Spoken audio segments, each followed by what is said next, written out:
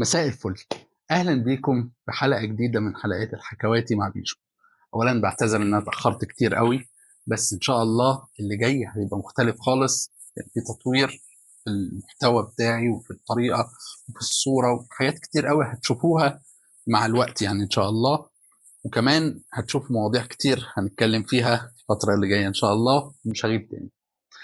الاسبوع الجاي او خلينا نقول اخر الاسبوع ده في حدث رياضي جلل جدا او كبير جدا. هو النسخة الأولى، افتتاح النسخة الأولى من كأس العالم للأندية بشكلها الكبير. فأنا فكرت إنه أحكي لكم حكاية النسخة الأولى من كأس العالم للمنتخبات بشكله الكبير برضو، اللي هو كأس العالم 1930 في أوروجواي. جاهزين؟ يلا بينا.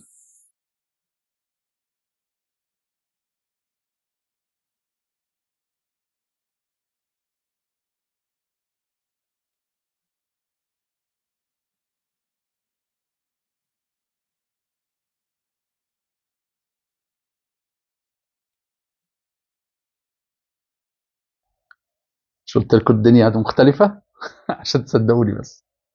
طيب، قبل أي حاجة عندي بس كلمتين بسرعة جدا، مش هاخد يعني دقيقة ونص بعد إذنكم. اولا انا بشكر اي حد شايف قبل كده الفيديوهات بتاعتي وهيشوف الفيديوهات دي او هيتفرج على الفيديو ده. بس وبعتذر جدا انه الفيديو او الوثائقي بتاع الكابتن حسين حجازي اسطوره كره القدم المصريه، انا حجبته او مسحته علشان او مسحت الجزئين يعني اللي انا نزلتهم قبل كده، علشان هعمل لهم تحديث او تطوير شويه في الصوره وفي المحتوى، ويعني هحاول ان انا اظبطهم احسن بحيث يبقوا جاهزين اكتر ان انتوا تستمتعوا بيهم ويبقوا على قد الحدث يعني.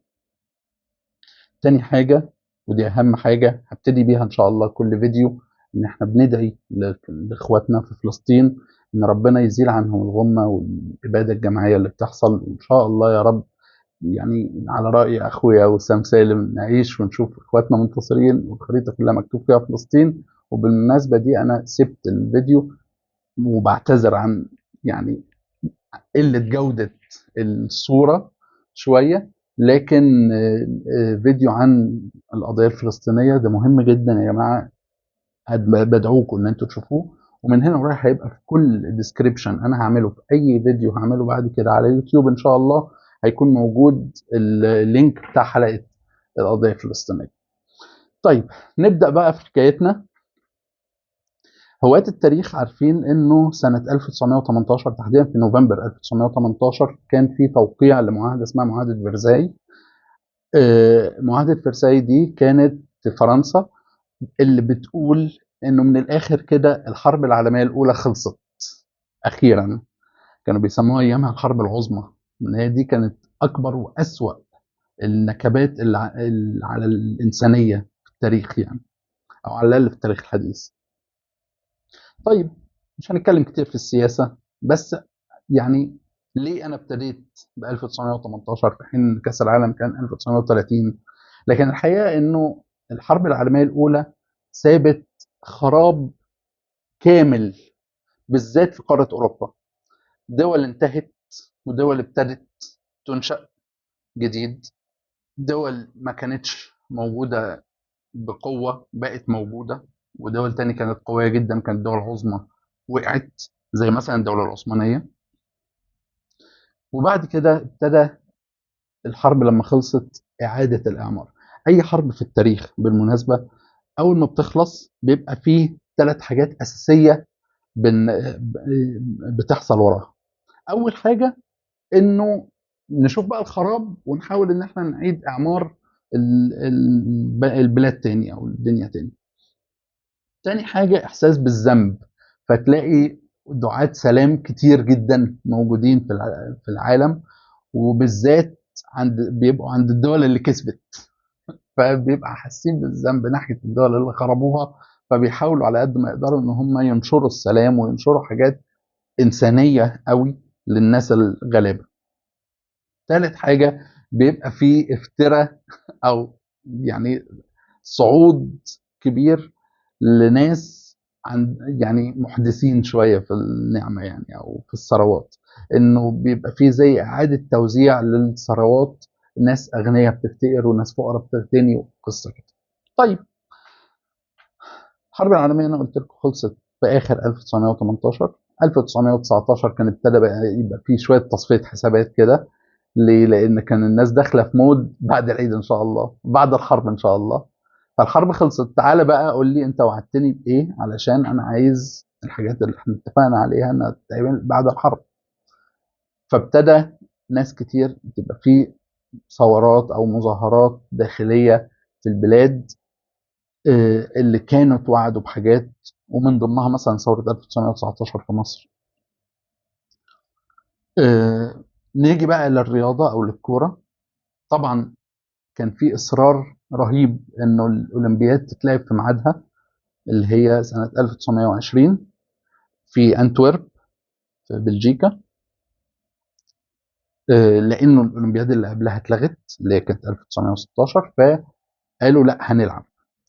وبالفعل اتلعبت الأولمبياد. بس قبل ما تتلعب الأولمبياد في حدث صغير على الهامش كده، إنه في فرنسا.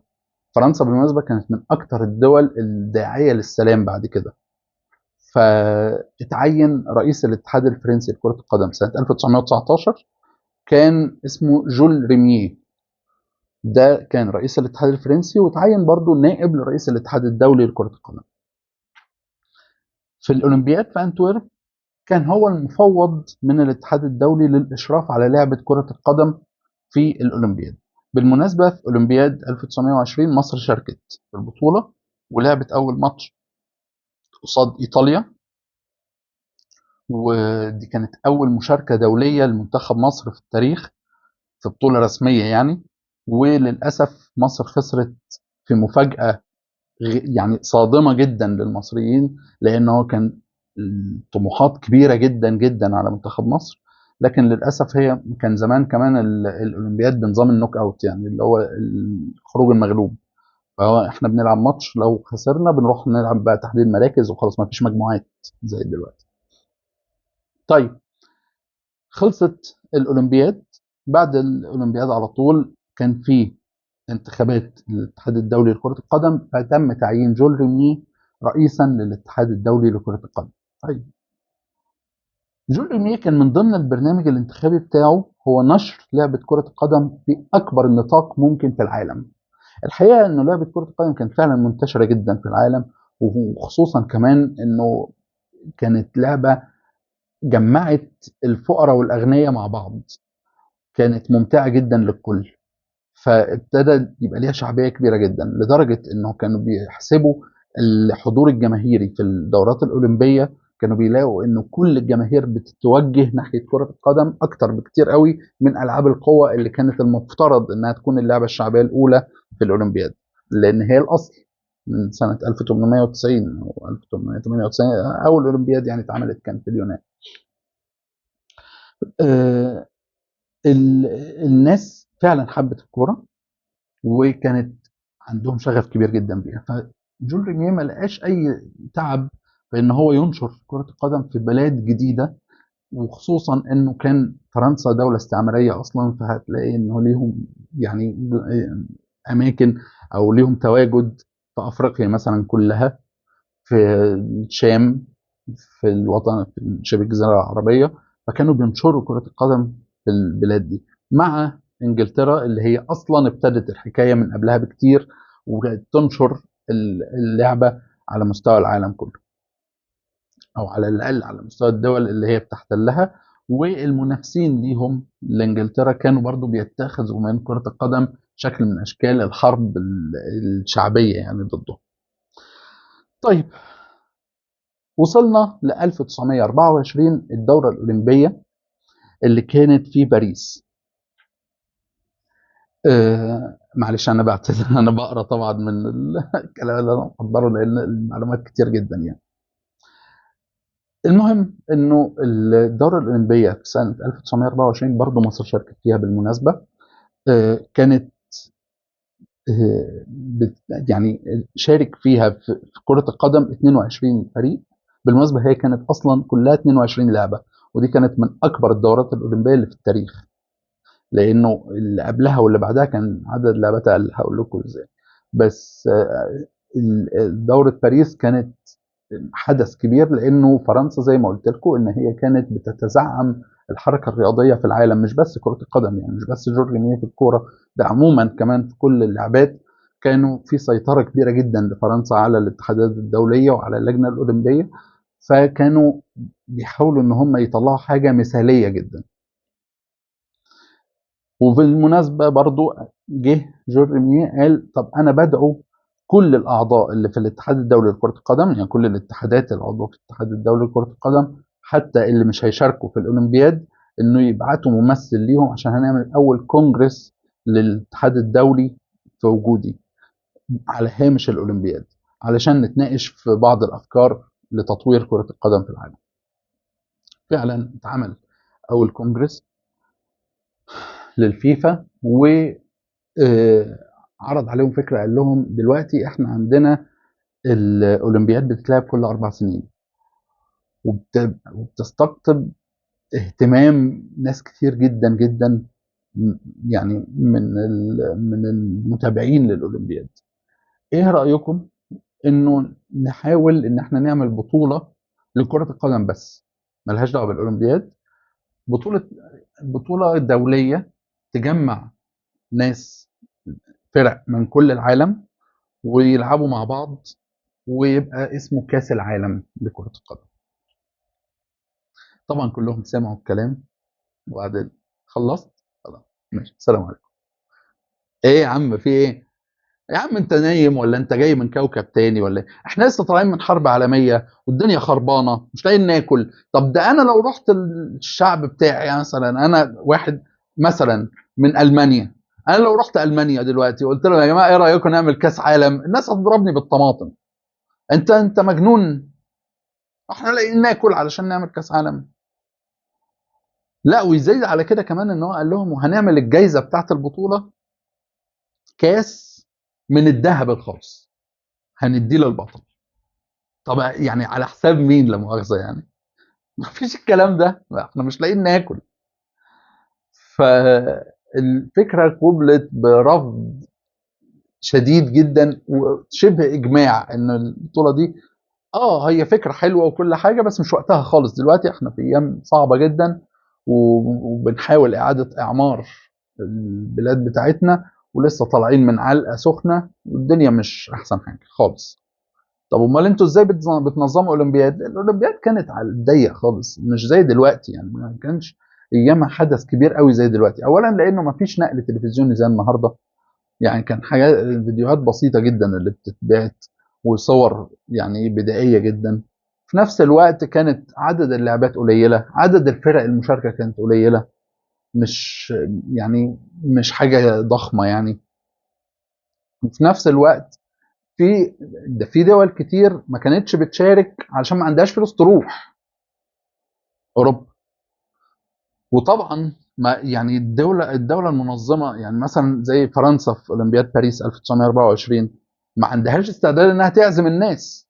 فانا كمان ايه، يعني انا المفروض ان انا مثلا من مصر انا هروح فرنسا على حسابي، وهبات هناك على حسابي، هدور على فندق بقى ولا هأجر بيت ولا اي حاجه على حسابي او على حساب البلد عندي، الدوله عندي، والعب واخلص وارجع على حسابي.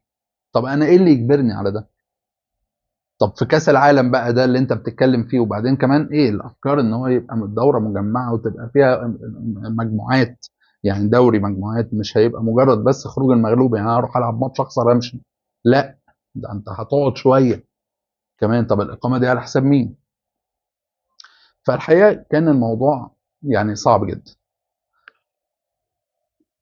الفكره ما ماتتش عند جورجينيو، خلص الاجتماع طبعا كان محبط جدا، لكن الفكره فضلت في دماغه لغايه لما قرر ان هو هي يعني هيحاول يدور على حلول للمشاكل اللي الناس طرحتها، علشان المرة الجاية لما يعرض الفكرة تكون جاهزة.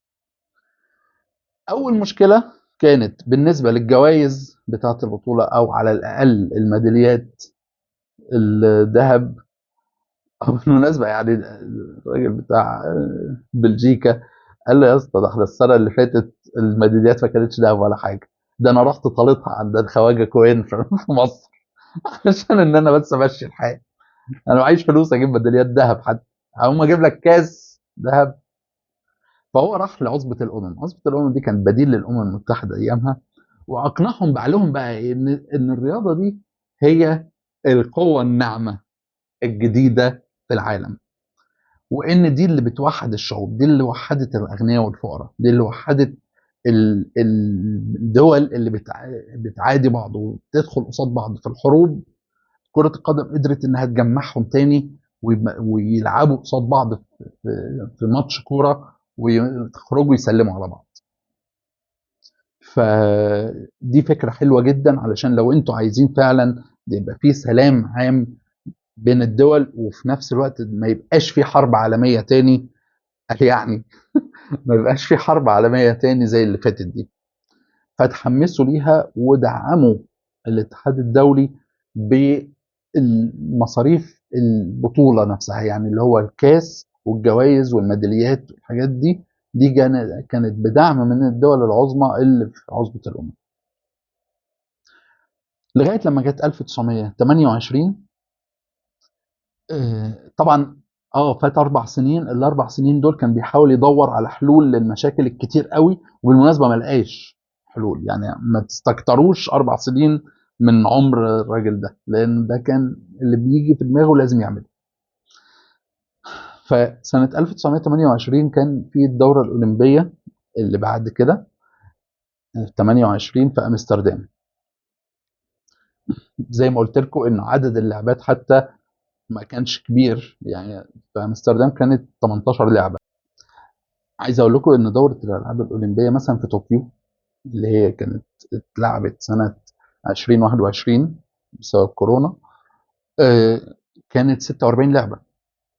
يعني شايفين الفرق الرهيب، يعني في حجم البطوله نفسها. كرة القدم برضو ما اشتركش بقى 22 فريق زي الأول، لا هو كانوا 17 فريق بس، علشان القدرة بتاعت استيعاب الملاعب كانت أقل من فرنسا، لأنها كانت في أمستردام في هولندا، فالإمكانيات كانت محدودة أكتر يعني. بالمناسبة صحيح، النتائج طيب للناس المهتمة بالكرة، إنه في سنة 1924 كان ترتيب المنتخبات الأول كان أورجواي، الثاني سويسرا، الثالث السويد، الرابع هولندا، المركز الأخير كانت أسبانيا، أو تحديدا أسبانيا وشيلي. تمام. في 1928 كان الترتيب، وهنا المفاجأة، أوروجواي في المركز الأول، الأرجنتين في المركز الثاني، إيطاليا في المركز الثالث، مصر في المركز الرابع.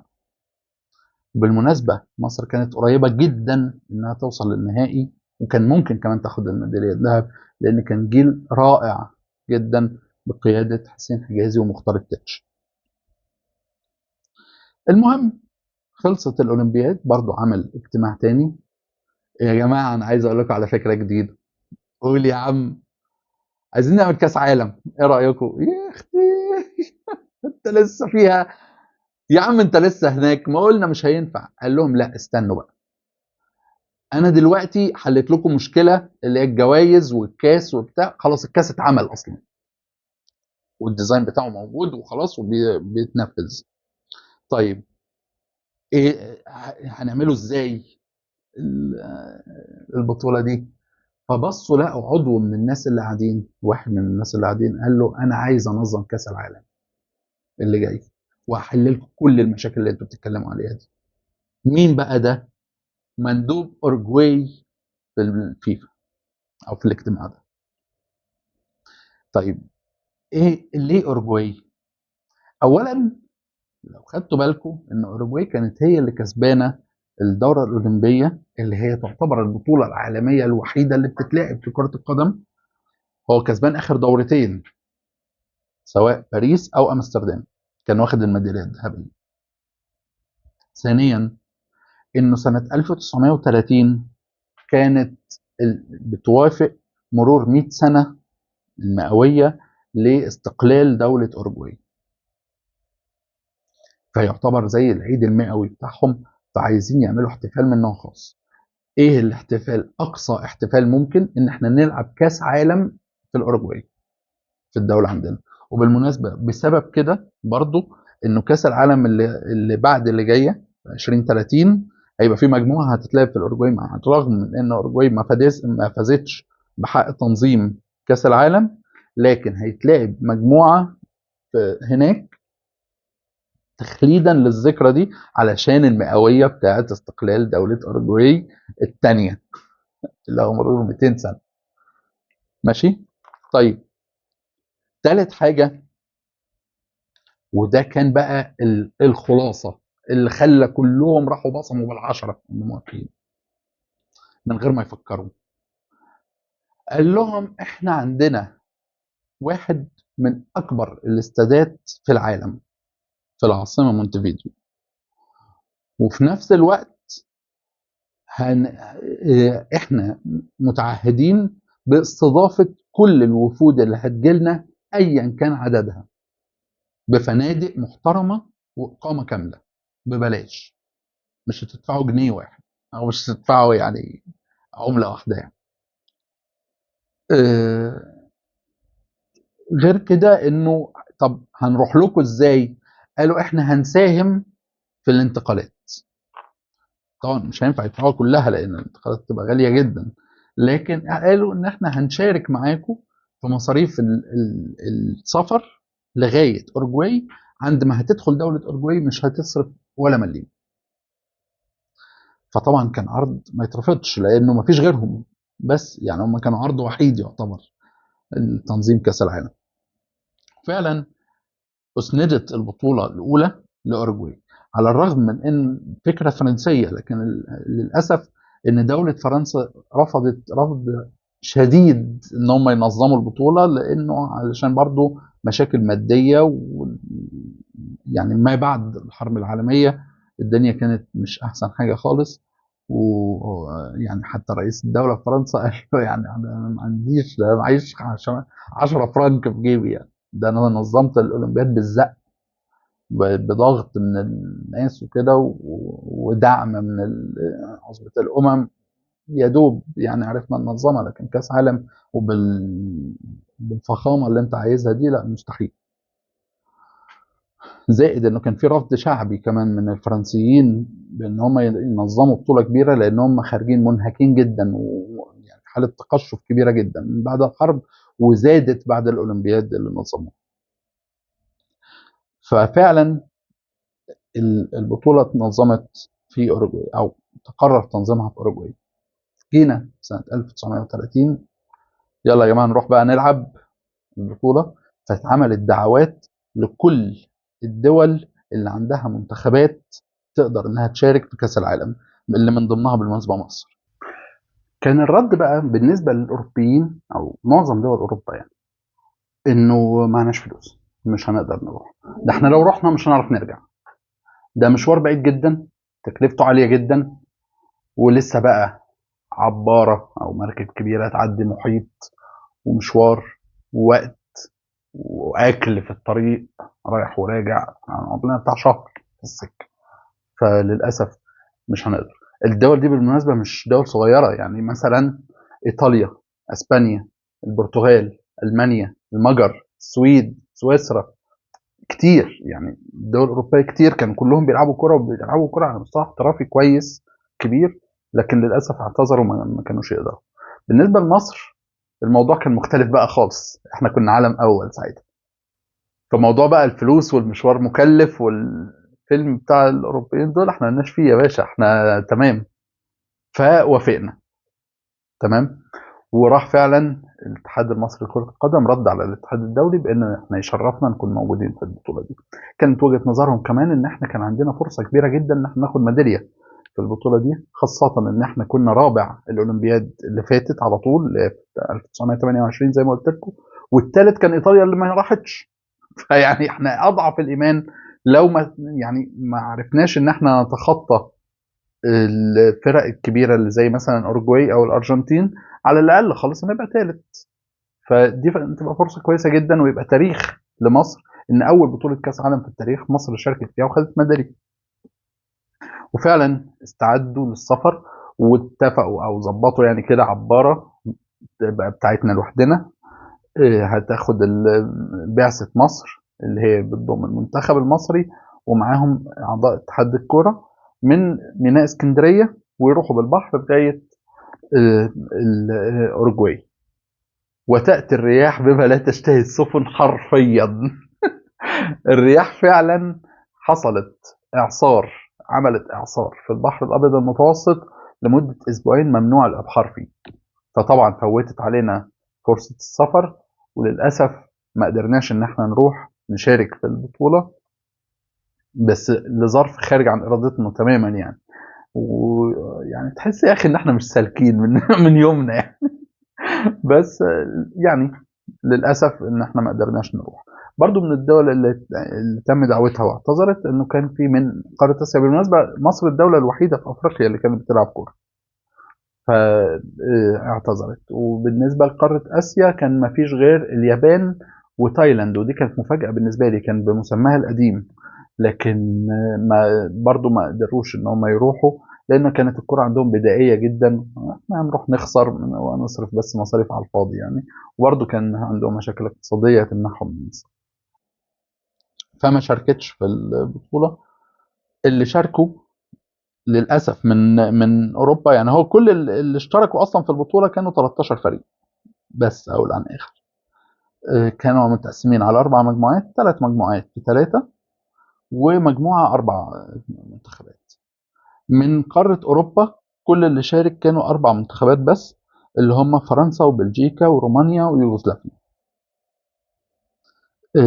بقية ال 13 بقى من الأمريكتين، يعني من أمريكا الشمالية كان أمريكا والمكسيك اشتركوا، ومن أمريكا الجنوبية كان في 7 منتخبات، اللي هم أوروجواي والأرجنتين والبرازيل وبوليفيا وبيرو وباراجواي وشيلي.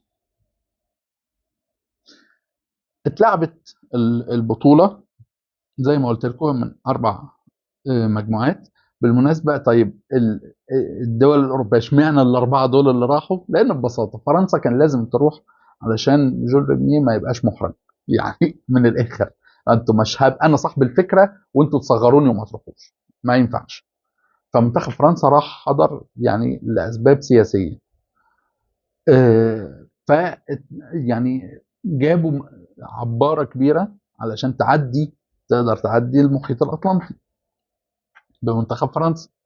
فقالوا ايه يعزموا جيرانهم معاهم في العباره دي. فراحوا جايبين بقى بلجيكا ورومانيا ويوغوسلافيا، قالوا تعالوا اركبوا معانا يعني المكان يستعمل حبايب الف يعني، وعلى الاقل نتقسم فلوس الرحله. وفعلا ده اللي حصل، والله زي ما بقول لكم. وفعلا ده اللي حصل، واتقسموا فلوس الرحله وراحوا مع بعض. الرحله استغرقت حوالي شهر على بال ما وصلوا لاوروجواي. بعد ما وصلوا ابتدوا بقى يعملوا القرعة بتاعة كأس العالم. بالمناسبة البطولة اتلعبت 3 ملاعب بس كلها، اللي كانت متقسمة يعني ال3 ملاعب كلهم كانوا في مدينة مونتفيديو اللي هي عاصمة الأورجواي. والبطولة زي ما قلت لكم اتقسمت ل4 مجموعات. هقول لكم التقسيمة بتاعة المجموعات. المجموعة الأولى كانت الأرجنتين وشيلي وفرنسا والمكسيك، ودي المجموعة الوحيدة اللي 4 فرق. المجموعة الثانية كانت يوغوسلافيا والبرازيل وبوليفيا. المجموعة الثالثة كانت أوروجواي ورومانيا وبيرو. المجموعة الرابعة كانت أمريكا وباراجواي وبلجيكا. وكان نظام البطولة إنه بيصعد الأول من كل مجموعة يلعبوا قبل نهائي، وبعد كده المباراة النهائية. وفعلا صعد من المجموعة الأولى الأرجنتين، من المجموعة الثانية يوغوسلافيا، من المجموعة وبالمناسبة دي كانت مفاجأة رهيبة لأن يوغوسلافيا معاها فرقتين من أمريكا الجنوبية طبعا. بالمناسبة يعني احنا في فرق توقيت كبير جدا، وفي ساعة بيولوجية راحت في داهية وبتاع، عشان كده الفرق الأوروبية كانت نتائجها مش حلوة. إلا يوغوسلافيا هي الفريق الوحيد اللي يعني شد حيله شوية، وعرف إن هو يدوس في البطولة ويعرف يكسب. وكانت مفاجأة يعني صادمة جدا للبرازيل مثلا اللي خرجت من الدور الأول بعد الهزيمة من يوغوسلافيا. المجموعة الثالثة كان أوروجواي طبعا صعدت منها، الثاني كان رومانيا، الثالث بيرو. المجموعة الرابعة كانت أمريكا الولايات المتحدة صعدت منها على حساب باراجواي في المركز الثاني وبلجيكا في المركز الثالث. مباراة الافتتاح كانت يوم 13 يوليو 13/7 1930، كانت بين فرنسا والمكسيك وانتهت بفوز فرنسا 4-1. بعد كده يبقى قبل النهائي اتلعب بين الأرجنتين، مباراة بين الأرجنتين وأمريكا، والمباراة الثانية كانت بين أوروجواي ويوغوسلافيا. وبالصدفة البحتة يعني الاثنين خلصوا بنفس النتيجة، حفلة أو حفلتين اتعملوا في نفس الوقت، كانوا بين يعني أوروجواي كسبت يوغوسلافيا 6-1 والأرجنتين كسبت الولايات المتحدة 6-1 عشان يلعبوا في النهائي الناري بين أوروجواي والأرجنتين. في الوقت ده ليه ناري؟ لأنه في الوقت ده كانت أوروجواي والأرجنتين كانوا يعني ديربي، وكانوا يعني بيقطعوا بعض لأنه الاثنين أقوياء جدا. الاثنين هم أول وتاني الأولمبياد اللي فاتت في 1928. الاثنين هم يعني مرشحين للفوز بالبطولة من أول يوم، نتائجهم كانت قوية جدا من أول يوم، واضح جدا ان هم رايحين ياخدوا البطوله. الارجنتينيين كانوا بالنسبه لهم البطوله دي حياه او موت عشان رد الاعتبار من المباراه النهائيه قصاد اوروجواي في امستردام في الدوره الاولمبيه. ابتدت المباراه، بس قبل ما تبتدي حصلت خناقه يعني انا مش مصدقها بصراحه لغايه دلوقتي، بس هي يعني موثقه في التاريخ يعني. المفروض انه في كوره الرسميه بتاعه البطوله هيلعبوا بيها. ايامها ما كانش في حاجه اسمها الكره الرسميه، وما كانش في مواصفات دقيقه قوي كده زي دلوقتي للكوره اللي بيتلعب بيها الماتشات. فالكوره اللي اورجواي كانت بتلعب بيها، فهو كل فريق كان بيلعب بكورته، وخصوصا بتوع امريكا الجنوبيه لان الدنيا سهله معاهم يعني. فالكوره الارجنتينيين اكتشفوا ان الكوره اللي اورجواي بتلعب بيها ماتشاتها طول كاس العالم، الكوره دي هم مش متعودين عليها غير اللي هم بيلعبوا بيها، فهيخسروا. فقال لك لا، انا هجيب كور والعب بيها، انا هجيب الكره اللي العب بيها بتاعتي. فاوروجواي قالت طب اشمعنى انا يعني ما اجيبش كورتي؟ ما هي الكره بتاعتي اللي بلعب بيها طول البطوله. فالارجنتين قالت ما انا برضو بلعب بيها طول البطوله. طب وبعدين يا اخوانا هنعمل ايه؟ عايزين نبدا يا جدعان. فجت اللجنه المنظمه قالت لهم بصوا بقى علشان نحل القصه، هنعمل قرعه ونلعب شوط بكره الارجنتين، والله، والشوط الثاني هيتلعب بكره اوروجواي. عملت قرعه فعلا، طلع الشوط الاولاني بكره الارجنتين والشوط الثاني بكره اوروجواي. اتلعبت المباراه. الحكم بالمناسبه كان بلجيكي اسمه جون لانجينوس، وده ليه قصه بعد شويه احكيها يعني. المهم انه الشوط الاولاني خلص 2-1. الاول اوروجواي اتقدمت، الارجنتين راحت جايبه جون في الثاني. الشوط الاولاني خلص 2-1 للارجنتين. الارجنتينيين ابتدوا يحلموا، ابتدوا يحتفلوا، الموضوع ابتدى يبقى حقيقه، والطار ابتدى يتاخد. واذ فجاه في الشوط الثاني بعد 7 دقائق تقريبا التعادل 2-2، وبعدين هدف ثالث لاوروجواي، وبعدين هجوم كاسح رهيب للارجنتين علشان يتعادلوا ويرجعوا يكسبوا تاني، لغايه ما في كره مرتده في اخر دقيقه في الدقيقه 89 يجي الهدف الرابع لاوروجواي عشان تنتهي المباراه بنتيجه 4-2، وتفوز اوروجواي باول بطوله كاس عالم في التاريخ لكره القدم للمنتخبات في مباراه شهدت 90,000 متفرج في النهائي. طبعا بعد المباراه ما خلصت بيعملوا لقاء مع الحكم البلجيكي جون دينجينوس، فقال لهم انا من كتر الضغط العصبي اللي كان عندي، انا كنت حاسس ان لو المباراه خلصت بنتيجه الشوط الاول انا مش هروح، انا هتقتل في الملعب من كتر الضغط اللي الجماهير كانت عاملاه حواليا. 90,000 واحد بيشتموني علشان عايزيني ان انا اسيب يعني الاوروجواي تكسب الارجنتين. فكانت مباراه ناريه، انا عمري في حياتي ما هنساها، وعمري في حياتي ما حكمت زي كده مباراه بالقوه دي، مع العلم ان هو حكم في الاولمبياد اكتر من مباراه، لكن هو مباراه فعلا كانت صعبه جدا.